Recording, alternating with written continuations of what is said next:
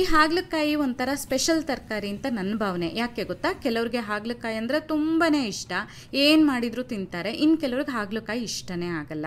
ನಿಮ್ಗೆ ಇಷ್ಟ ಆಗುತ್ತೋ ಇಲ್ವೋ, ಆರೋಗ್ಯಕ್ಕೆ ತುಂಬ ಒಳ್ಳೆಯದು. ಜೊತೆಗೆ ಈ ರೆಸಿಪಿ ತುಂಬ ರುಚಿಯಾಗಿರುತ್ತೆ, ನೀವು ಖಂಡಿತ ಟ್ರೈ ಮಾಡಲೇಬೇಕು. ನಮಸ್ತೆ, ನಾನು ನಿಮ್ಮ ಲತಾ, ವೆಜ್ ರೆಸಿಪೀಸ್ ಆಫ್ ಕರ್ನಾಟಕಕ್ಕೆ ನಿಮಗೆಲ್ರಿಗೂ ಮತ್ತೊಮ್ಮೆ ಸ್ವಾಗತ. ನಾನಿಲ್ಲಿ 3 ಮಧ್ಯಮ ಗಾತ್ರದ ಹಾಗಲಕಾಯಿದು ಬೀಜ ತೆಗೆದು ಹೀಗೆ ತೆಳುವಾಗಿ ಕತ್ತರಿಸಿ ಉಪ್ಪು ನೀರಲ್ಲಿ ಹಾಕಿಟ್ಕೊಂಡಿದ್ದೀನಿ. ಆಮೇಲೆ ಒಂದು ಬಾಣಲೆನಲ್ಲಿ ಒಂದು 10 ಒಣಮೆಣಸಿನಕಾಯಿ, 2 ಟೇಬಲ್ ಚಮಚ ಕಡಲೆಬೇಳೆ, 2 ಟೇಬಲ್ ಚಮಚ ಉದ್ದಿನಬೇಳೆನ 1 ಚಮಚ ಎಣ್ಣೆ ಹಾಕಿ ಸಣ್ಣ ಉರಿಯಲ್ಲಿ ಹದವಾಗಿ ಬೇಳೆಗಳೆಲ್ಲ ಕಂದು ಬಣ್ಣ ಬರೋವರೆಗೆ ಹುರ್ಕೊಳ್ತಾ ಇದ್ದೀನಿ. ಹಾಗಲಕಾಯಿ ಉಪ್ಪು ನೀರಲ್ಲಿ ಹಾಕಿಡಲೇಬೇಕು ಅಂತೇನಿಲ್ಲ ನಾನು, ಅಂದರೆ ಅದರಲ್ಲಿ ಕ್ರಿಮಿನಾಶಕ ಕೀಟನಾಶಕ ಎಲ್ಲ ಇರುತ್ತಲ್ಲ ಅದಕ್ಕೋಸ್ಕರ, ಮತ್ತು ಸ್ವಲ್ಪ ಹೆಚ್ಚಿನ ಕಹಿ ಹೋಗಲಿ ಅಂತ ನೆನೆಸಿಡೋದು.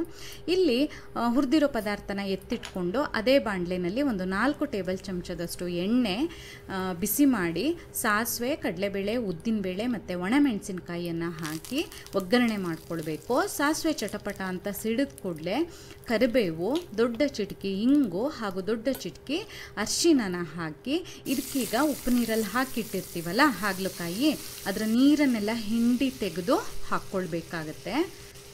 ಇದು ಬಹಳ ರುಚಿಯಾಗುತ್ತೆ ಈ ಪಲ್ಯ. ಜೊತೆಗೆ ಒಂದು 2-3 ದಿನ ಇಟ್ಟು ಬೇಕಾದರೂ ತಿನ್ಬೋದು. ಇಲ್ಲಿ ನಾನು ಹಾಗಲಕಾಯಿ ಹಾಕಿದ್ಮೇಲೆ ದೊಡ್ಡ ಉರಿನಲ್ಲಿ ಒಂದು 2 ನಿಮಿಷ ಹುರಿದು ರುಚಿಗೆ ತಕ್ಕ ಹಾಗೆ ಉಪ್ಪು, ಬೆಲ್ಲ ಮತ್ತು ಹುಣಸೆ ಹಣ್ಣನ್ನು ಹಾಕ್ತಾ ಇದ್ದೀನಿ. ಹಾಗಲಕಾಯಿಗೆ ಖಾರ, ಉಪ್ಪು, ಹುಳಿ, ಬೆಲ್ಲ ಎಲ್ಲ ಸ್ವಲ್ಪ ಜಾಸ್ತಿ ಹಾಕಬೇಕಾಗತ್ತೆ.